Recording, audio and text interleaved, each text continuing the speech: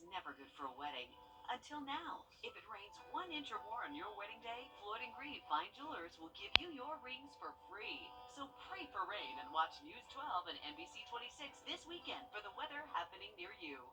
At Hardee's, there's so many live to the Bloodmobile right outside News 12, where donors have been coming through all day. A national blood shortage with local impacts, putting patients in a difficult spot. You don't realize how much is needed until you're in that position. And it's a position I hope no one is ever in because it's horrible. How your donation helps to save local lives. But first up this evening, guilty on all counts. Today, a jury convicting Charles Sconyers of murdering his girlfriend's 2-year-old son. Lincoln DeVette died back in 2019 while Charles Sconyers was watching him. The prosecution says those injuries are from blunt force trauma, not an accidental fall. The jury agrees, finding Sconyers guilty of murder, aggravated assault, and cruelty to children. Wrdw brings us the reaction now from the courtroom. Will? Well, it didn't take very long to come to a guilty verdict. It just took over an hour and a half. The second it was read, you could hear the crying and the shock from the room. And here's the moment the clerk of court delivered that guilty verdict.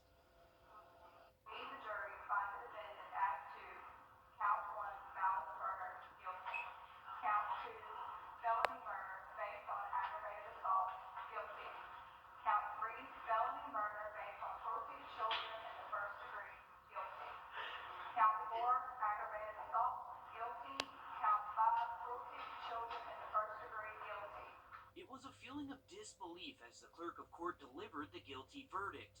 He was put in handcuffs immediately. You're going to be placed in handcuffs and restraints. Sconyers was then sentenced on the spot. The jury's verdict of guilty relative to malice murder. I sentence the defendant to life in prison with the possibility of parole. Lincoln's grandmother and father stood in front of the room saying they wish no mercy on Sconyers.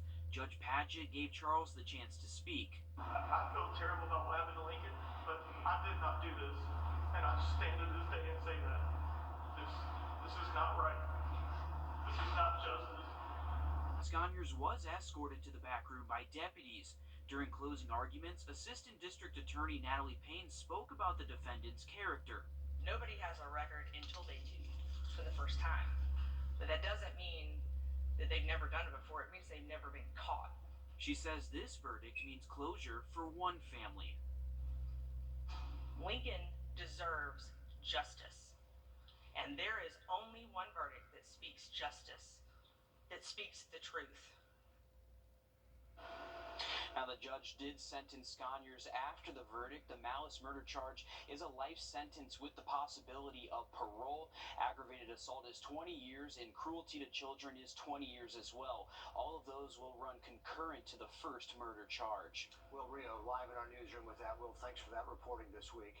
Much more news to come as we give you a live look outside tomorrow morning. I'll have that full weekend forecast coming up in just a few minutes. Our team has been telling you about a nationwide blood shortage affecting all of us here at home. We teamed up with the Shepherd Blood Center to try to help fill the local shelves. The Bloodmobile has been hard at work today at our station, saving local lives. Nearly 40 people showed up to give blood today. Our News 12's Laura Warren has been out there all day. So, Laura, why is this so important right now?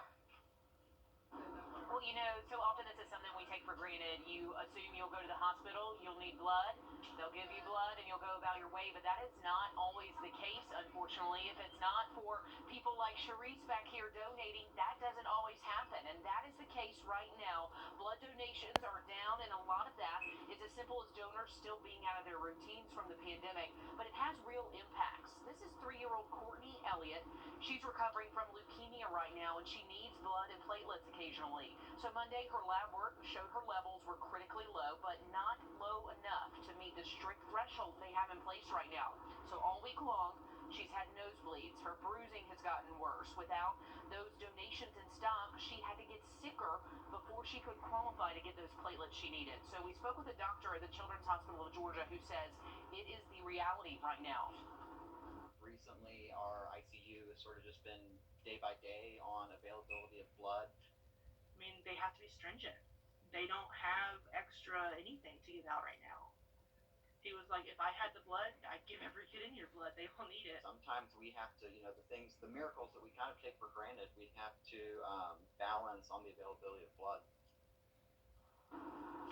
And right now, your donations matter more than ever because it isn't just our area struggling. This is the whole country. This is still a nationwide shortage. And in the past, we could just call up Charleston or maybe call up Nashville and borrow from their supplies if we're low, but there are not any backup supplies for us really to lean on right now. Everyone's dealing with the same thing. So what we donate here at home is what we have to rely on, which is why we want to thank so many people. Despite the rain, so many of you showed up. At one point this morning, they couldn't even handle all the people we had, and they are so grateful.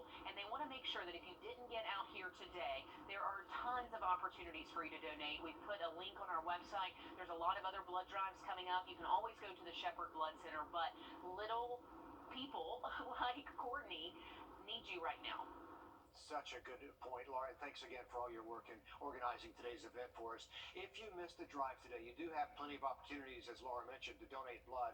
The Shepherd Community Blood Center has locations right now in Evans, Augusta, and Aiken, and you can schedule an appointment at any of those centers. Plus, they're hosting more pop-up blood drives in the future. Check out our website, wrdw.com, for times and locations.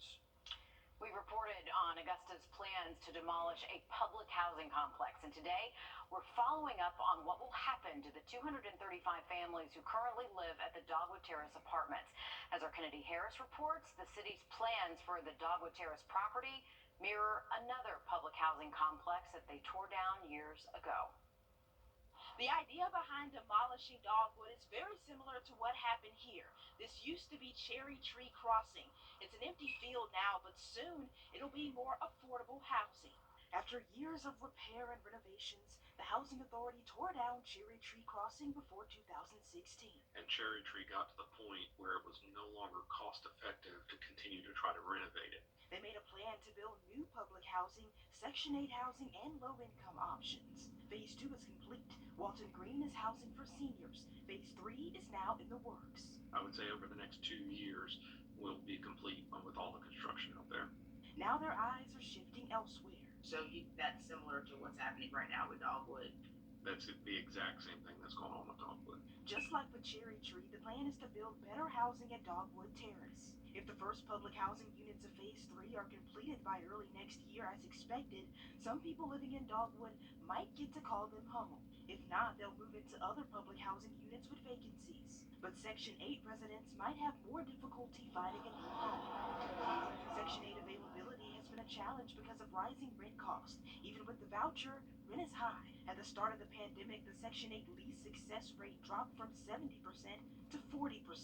What we are starting to see over the last 3 or 4 months is a slow uptick or increase in the success rates. They expect market trends to improve by next year. The new housing will help too. We want to continue that trend. We want to make somewhere that people want to live, not where people necessarily have to live because they have no other choice. Kennedy Harris, on your side. The new units at the old site of Cherry Tree will be available at the end of this year or early next year.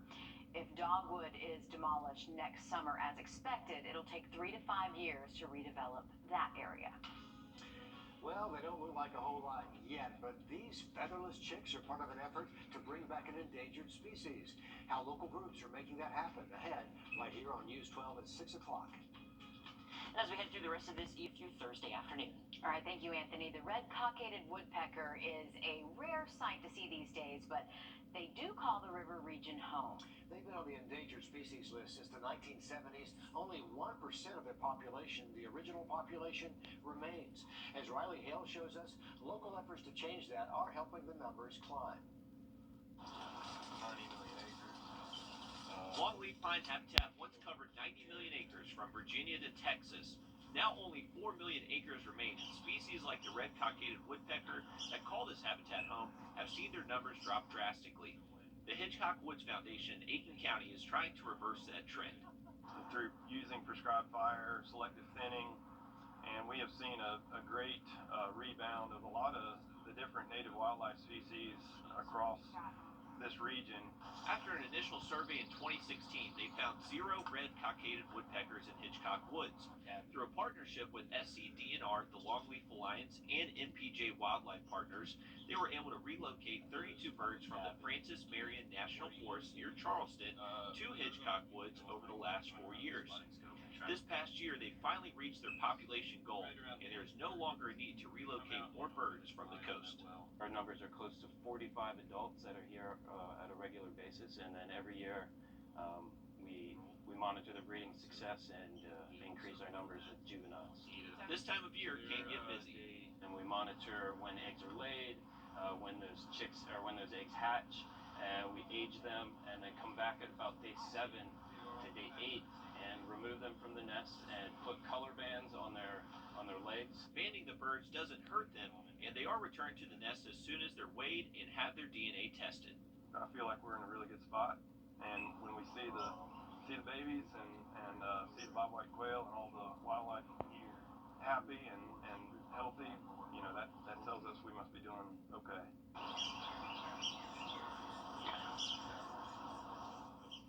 Good to see them making a comeback. Another important part of all this in Hitchcock Woods, did you notice those holes, those cavities the birds nest in?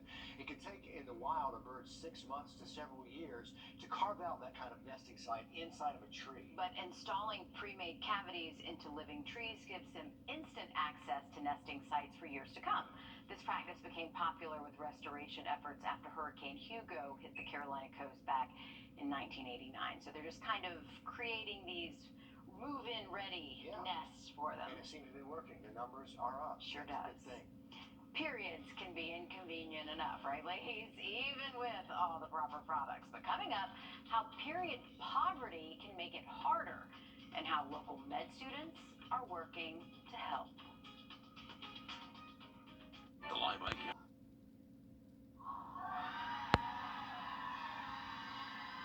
Yeah, that is the sound of some happy students. Well, former students now, graduating seniors from AU, celebrating their commencement this morning. Each graduate completing a phase of their different journeys. We heard from Santonia Broner, who wants to be a social worker to help other people with disabilities realize their full potentials. Doctors told her parents she wouldn't live past 16 because of a heart condition, but she is thrilled to be where she is now. I'm blessed. I'm excited, I'm nervous, but I'm just blessed to be here. But people with learning disabilities and conditions, they put us in a box, so I want to be that voice to speak out. And she is today, certainly. Congratulations to all those graduating seniors, and good luck because the job market needs you right now. Yes. Okay, it is something so many of us experience every single month. That's right. We're talking about periods. Girl dad here, I know this is awkward, but think about this. Yes, very important, because there are some things that people cannot afford the things that they need to manage it. Can you imagine? So Celeste Springer introduces us to an organization aptly named Period. The new chapter at MCG aims to tackle period poverty and make sure everyone has access to those products. Tucked away in each of these bags, enough to get someone through at least one period. Reaching for the products we need seems like a second thought, but only for some of us. Not all women have access, and there is a big barrier to accessibility in this community and the United States. Gabriella is heading up efforts to get these in bathroom cabinets across the river region. Data from the Journal of Global Health reports say 16.9 million people who menstruate are living in under-resourced areas. Women who don't have access to these products may resort to using unsanitary measures, as well as maybe not even using them and staying at home, missing school. A study from Procter & Gamble found 1 in 5 U.S. girls have missed school because they didn't have period protection. And the efforts by these students won't just stop after the bags are sent out. We're also planning on going into schools and educating children about periods and trying to reduce that stigma, because I think a big problem about period poverty is that not a lot of people talk about it. Ending the hush-hush and stocking cabinets, one period at a time. Celeste Springer, on your side. Ending the hush-hush is important. Every year there are girls girls who begin that part of their life and don't know what it is. Can you imagine how scary that is? So education is just as important as making sure every girl has everything they need. On your